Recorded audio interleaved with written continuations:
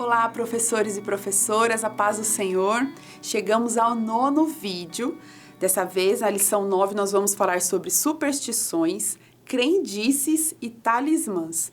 Se a idolatria é colocar como prioridade ou como fonte de felicidade algo ou alguém que não o nosso Deus, nós precisamos falar de superstições, que podem parecer coisas bobas do dia a dia, brincadeirinhas como bate 3 vezes na madeira, pular onda no ano novo. Pode parecer brincadeira, pode parecer irrelevante, mas no fundo todas essas práticas têm ali um cunho ocultista e a gente precisa falar sobre isso, porque muitas vezes tais práticas estão distraindo a gente, estão atraindo a nossa fé e nos fazendo pecar contra o Senhor.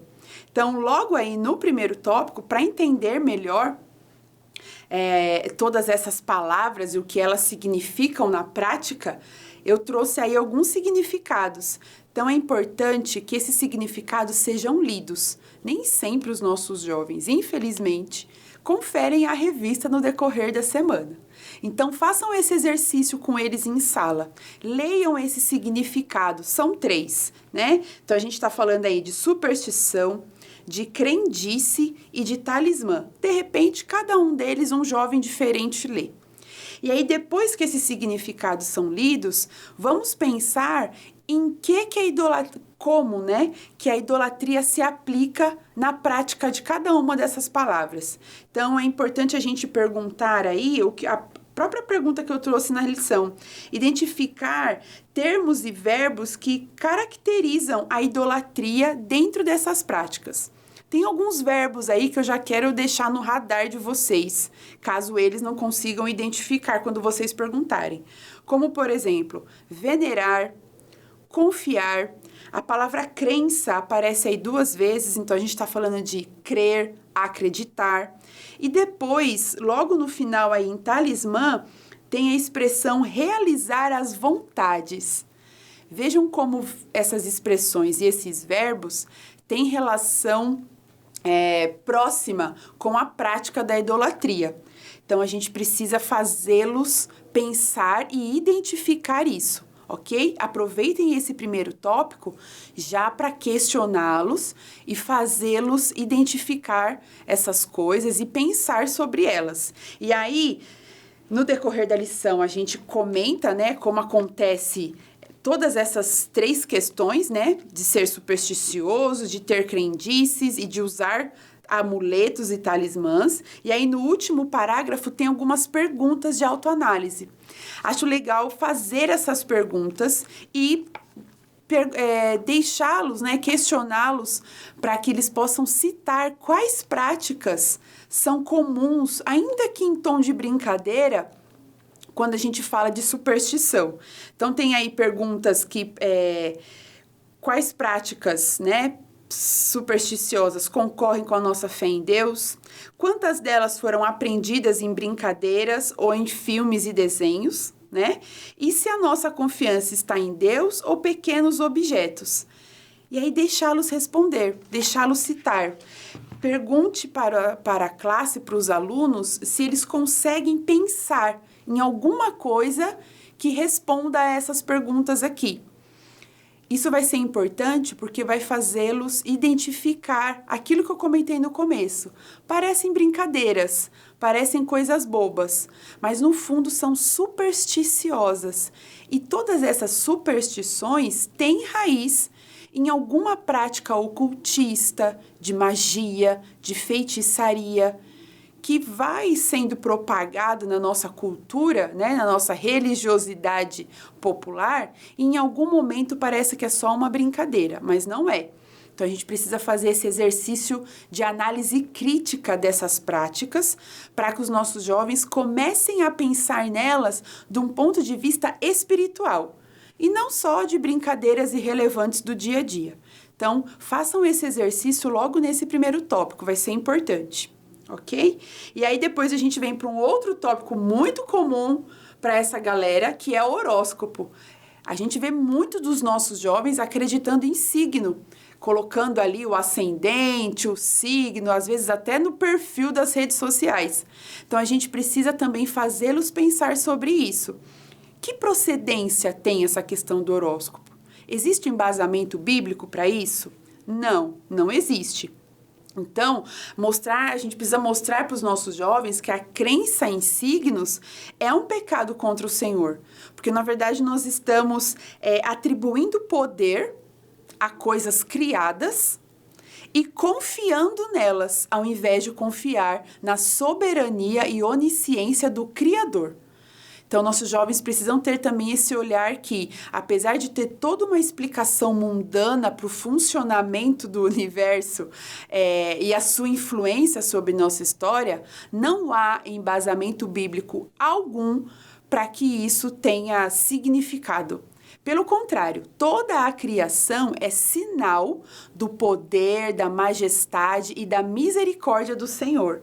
Então, os nossos jovens, ainda que continuem acreditando nisso por um tempo, vamos acreditar assim, mas a gente precisa deixar bem claro, eles precisam estar cientes de que não há embasamento bíblico para zodíaco, horóscopo ou qualquer interferência do universo na nossa história. O Criador do universo tem poder sobre a nossa história e não aquilo que ele criou, ok? Então, a gente precisa levar isso para os nossos jovens. Aí na lição, no segundo parágrafo, tem aí uma provocação do porquê que a gente acredita em horóscopo e eu acho importante comentar sobre isso com eles. E tem uma frase no final que fala que a astrologia exerce uma influência poderosa não por causa da influência dos astros, mas por conta da nossa fé na astrologia. A partir do momento que nós confiamos na astrologia, a gente passa a seguir aquilo. Não que aquilo tenha poder sobre nós, mas é que nós passamos a agir de acordo com o que aquilo ensina. Então, essa diferença a gente também precisa mostrar para os nossos jovens. Os astros não têm poder sobre a nossa vida, mas a partir do momento que nós passamos a viver seguindo aquilo que horóscopo, zodíaco fala, a nossa vida realmente começa a ser pautada por aquilo que é dito. E aí parece que os astros têm poder sobre nós, e na verdade não. Nós aqui estamos seguindo e reproduzindo aquilo que é dito para nós por meio do zodíaco, da astrologia. A gente também precisa levar esse ponto de vista, né? Essa análise crítica para os nossos jovens, para eles diferenciar e, de repente, se Deus quiser, já começar a ampliar a visão sobre esse assunto. Amém? Depois nós vamos falar aí o que a Bíblia fala sobre isso, né? Então, a Bíblia traz aí a palavra abominação. Levem os significados dessa palavra. A gente está falando de abominação, estamos falando de repugnância, estamos falando de algo detestável. Então, veja como é forte a palavra que o Senhor usa para tratar dessas práticas. Né? É algo abominável, é algo que causa repugnância, nojo no nosso Deus. Então, realmente não é algo irrelevante, não é só uma brincadeira, né? Não é só uma informação no nosso perfil da rede social. É um pecado abominável diante do nosso Deus nós acreditarmos e seguirmos e depositarmos nessas práticas a nossa confiança, o nosso sentido de vida. Então, tem aí 2 textos, né? Tanto de Deuteronômio e também depois o capítulo 47 de Isaías, quando o Senhor condena a Babilônia por vários pecados e logo no final do capítulo ele cita a astrologia, feitiçaria, adivinhação. E o Senhor traz à tona como tudo isso é fútil para salvar as pessoas, para conduzir a vida das pessoas. Então, aproveitem nesse tópico para fazer a leitura bíblica, tanto do capítulo 18 de Deuteronômio, quanto do capítulo 47 de Isaías, para mostrar para os nossos jovens que realmente o nosso Deus fala sobre isso. E desde sempre o Senhor adverte o seu povo para não se deixar influenciar por tais práticas, ok? E por fim, tem outros 2 versículos aí que falam também da consequência inevitável de quem pratica essas coisas. É uma frase forte, mas acho que esse choque de realidade é importante a gente levar para a aula também. É o texto de Apocalipse 21 e o texto de Gálatas 5, que fala que a consequência disso é estar fora do reino de Deus. A consequência é o lago de fogo que arde com enxofre. Forte, né? Pois é, e a gente precisa levar isso para os nossos jovens, porque tais práticas, mais uma vez, causam repugnância no nosso Deus. Então, não é brincadeira, a gente precisa levar isso a sério, ok? Então, a gente parte, por último, para superstições, que eu coloquei entre aspas, superstições gospel. Porque pode parecer que isso acontece, esse tipo de idolatria acontece só lá com coisas do mundo. Mas não, pode acontecer na nossa prática cristã também. Pode acontecer dentro da igreja, quando nós atribuímos a objetos, a elementos materiais, o poder de operar milagres, o poder sobre as nossas vidas. E a gente precisa prestar atenção, porque tais coisas distraem, né, a gente. E às vezes, ao invés de a gente estar voltando os nossos olhos para o Senhor, para o Criador, a gente está voltando os olhos e depositando fé e confiança nas coisas criadas. Então, isso acontece também dentro da igreja, e eu cito aí um podcast com o pastor Luciano Subirá, sugiro que vocês ouçam, porque é muito bacana e traz uma ideia legal sobre o assunto, pode complementar os estudos de vocês para essa aula, e aí a gente precisa levar isso para os nossos jovens. E por último, mais uma vez, voltar com eles para as perguntas aqui da lição. Então, tem 2 perguntas ali, né? Ao que a gente tem se apegado para alcançar resposta e solução, e em que mais a gente tem acreditado além da palavra. Vamos levar essas perguntas para eles também, para provocá-los nesse sentido e ajudá-los a analisar a própria fé, né? Quais são os alvos da fé de cada um. Por último, a gente enfatiza o que, na verdade, deve ser a nossa fonte, a fonte da nossa fé, né? Aquilo que fortalece, o que fortalece a nossa fé. Né? O que dá corpo, o que dá consistência para a nossa fé. Não são objetos, não são rituais, não são coisas que vemos ou tocamos. E esse talvez seja o principal desafio de nós cristãos, porque nós lidamos o tempo todo com algo que nós esperamos e não sabemos o que é, e algo que nós não vemos.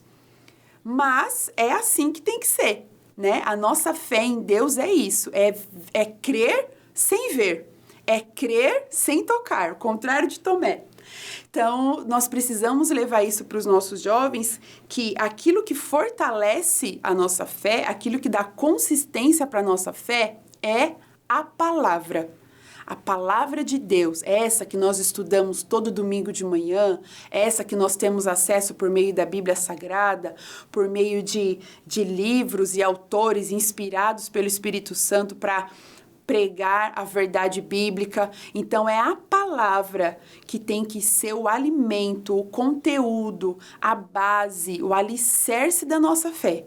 E nós precisamos levar isso para os nossos jovens, porque hoje talvez a gente tenha um tanto de preguiça, né? E nem sempre a palavra está... como que eu posso dizer? Nem sempre as coisas do Senhor estão à superfície. O nosso Deus é um Deus de mistérios e isso requer aplicação para estudo, oração, enquanto que as coisas tangíveis que vemos e tocamos são mais fáceis. Talvez por isso a nossa dificuldade de conhecermos o nosso Deus em profundidade, porque requer esforço. Mas é isso que, na verdade, vai nos trazer consistência e uma vida espiritual saudável. Então, incentivem os jovens a buscar na palavra a consistência necessária para a vida cristã, a buscar na palavra os milagres de Deus, a buscar na palavra orientação para o seu futuro, a definição de quem Ele é, buscar na palavra de Deus o que o Senhor tem para o nosso destino, né? Ao invés de buscar em superstições, em astrologia, respostas, solução, orientação e identidade, nós possamos buscar na palavra do Senhor aquilo que o Senhor diz ao nosso respeito, a respeito do nosso futuro, a respeito do nosso destino, porque Ele é onisciente e o invisível não é oculto para Ele. Amém? Então, incentivem os jovens, assim como a gente comenta na lição, a agir como centurião de Cafarnaum. Basta a palavra do Senhor para nos orientar. Amém? Por fim, quero só enfatizar a última frase da conclusão. Superstições, crendices e talismãs são coisas inúteis para nós e detestáveis ao Senhor. A gente precisa sair com essa certeza, com essa convicção da aula número 9, ok? Espero que tenha ajudado vocês. Fiquem com o Senhor. A gente se vê no próximo vídeo. Até mais!